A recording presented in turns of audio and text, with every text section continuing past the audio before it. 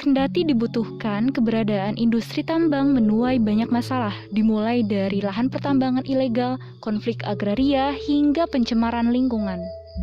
Lantas, polemik apa saja yang terjadi akibat dari adanya industri pertambangan bagi lingkungan di Indonesia? Saya, Tiara Prameswari Seja, mahasiswa Pendidikan Geografi Universitas Pendidikan Indonesia Angkatan 2019, akan membawa teman-teman kepada fakta-fakta polemik yang ada di Indonesia, khususnya fakta-fakta polemik industri pertambangan. Bagaikan bom waktu, alih-alih dibutuhkan, industri pertambangan sudah memberikan banyak dampak yang buruk bagi lingkungan. Apa sih yang menjadi inti permasalahan industri pertambangan? Ya, tentu saja lubang bekas tambang yang tidak terurus. Lubang bekas tambang jika tidak dikelola dengan baik tentu akan terus menuai masalah. Pertama, lahan bekas tambang mencemari lingkungan yang dapat menambah rentetan polemik aktivitas penambangan bagi masyarakat. Oh ini ya? Iya. Jadi ini air untuk minum ya Pak? Iya. Keruh gini Pak ya? Ya begitulah. Ini ambilnya di mana? Di sumur. Jauh dari sini? Jauh. Ini kehabisan air terus. Sudah lama, berapa bulan tidak ada hujan ini. Ke jalan besar tadi? Ya, di sana itu ada setengah kilo ya, Bur?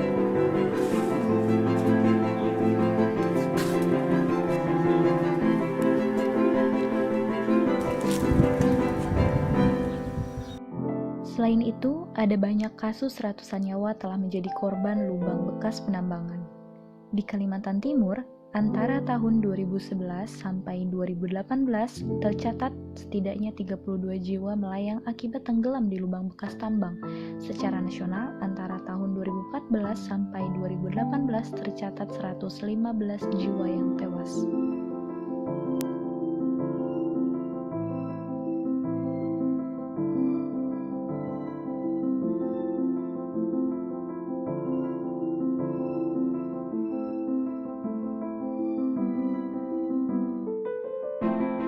Terus janjinya Bapak pemerintah katanya pingin ditutup daerah lubangnya, taunya ditutup dengan seng bekas cuma berapa lembar.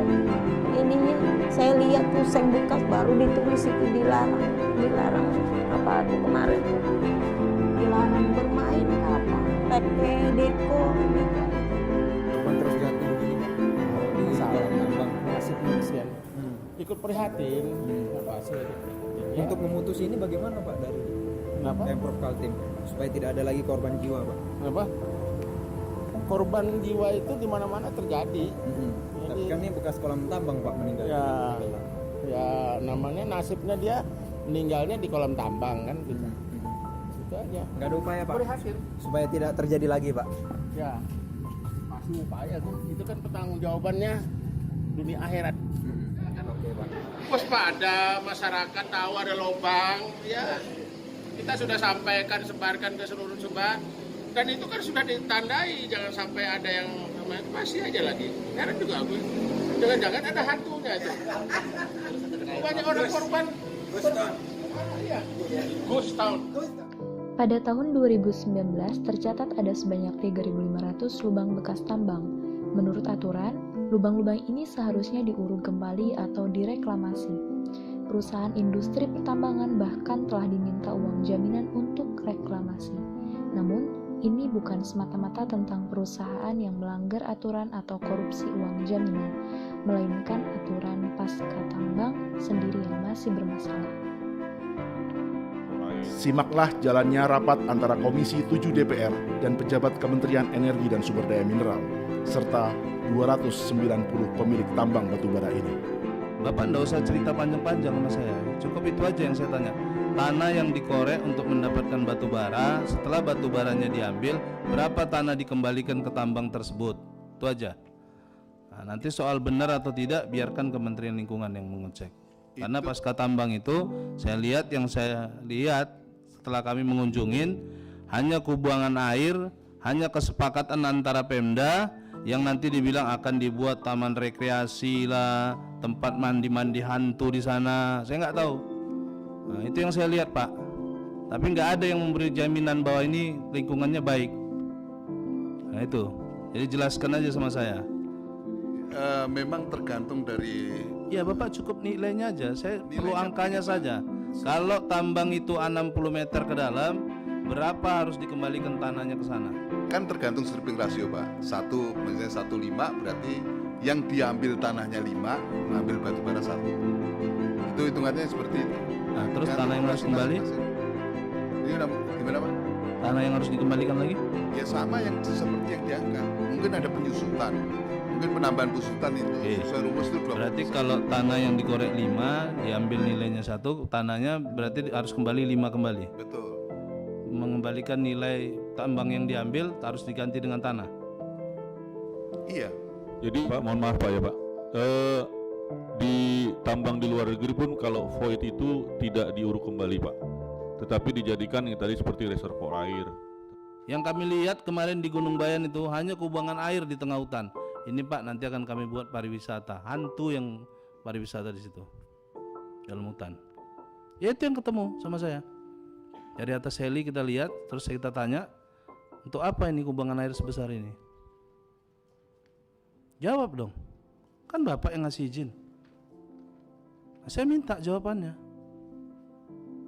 Nah, pertanggungjawabannya seperti ini, yang jaminan yang diberikan kepada negara setelah diambil hasilnya, terus lokasinya dirusak dan ditinggalkan seperti itu. Setelah mengetahui polemik industri pertambangan yang notabene diakibatkan oleh lahan bekas tambang yang tidak dikelola dengan baik, lantas bagaimana caranya kita memperbaiki permasalahan tersebut?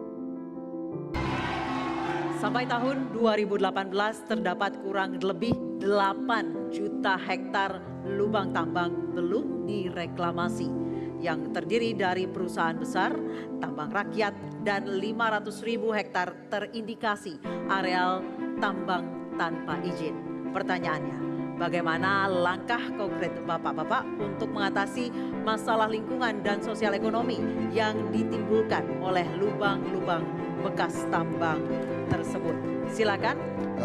Siapapun nanti kita harus lebih galak lagi untuk mengejar pelanggar-pelanggar pencemaran lingkungan hidup dan tidak mentaati ketentuan-ketentuan yang dia harus melaksanakan. Terima kasih. Baik, silakan. Langsung saja Pak. Jadi selain penghutanan kembali, kita juga melihat di beberapa tambang juga telah melakukan reklamasi kembali. Ada yang menjadi misalnya pantai wisata, ada juga yang lubang galian yang telah dikerjakan tambang juga menjadi sebuah kolam ikan besar. Saya kira banyak hal.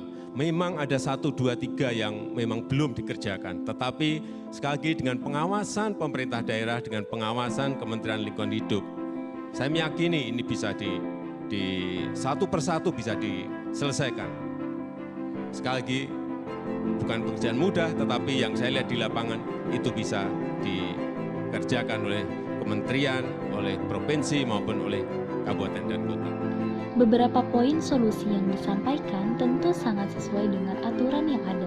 Adapun kegiatan yang memang harus dilakukan setelah melakukan pertambangan, ada istilah yang namanya tata kelola lingkungan. Nah, tata kelola lingkungan ini sendiri merupakan segala sesuatu yang terkait dengan tindakan atau tingkah laku yang bersifat mengarahkan, mengendalikan, atau mempengaruhi urusan publik untuk mewujudkan nilai-nilai tersebut dalam kehidupan sehari-hari. Nah, tata kelola pertambangan Indonesia didasari aturan pelaksanaan Undang-Undang Nomor 4 Tahun 2009 tentang pertambangan mineral dan batu bara, pengembangan sistem data dan informasi, pelaksanaan pengawasan dan pengoptimalan penerimaan negara. Tata kelola pertambangan sendiri memiliki tujuan, yaitu supaya tidak merusak ekosistem dalam tanah. Tata kelola pertambangan yang baik seperti melakukan eksplorasi dan eksploitasi bahan tambang ramah lingkungan dengan tidak melakukan kegiatan penggalian bahan tambang hanya di satu daerah saja. Selain itu juga melakukan perapihan serta penimbunan wilayah pasca melakukan penambangan akan memberi dampak yang positif dan dapat menjadi langkah yang baik dalam mengelola lingkungan hidup. Dengan tata kelola yang benar dan baik, baik, maka kegiatan pertambangan tidak akan merusak lingkungan sekitar sehingga lingkungan hidup pun akan terkelola dengan baik. Mari kita perhatikan cuplikan animasi tata kelola lingkungan pertambangan. Dan untuk itu, cuplikan tersebut menutup akhir dari video saya. Kurang lebihnya mohon maaf. Wassalamualaikum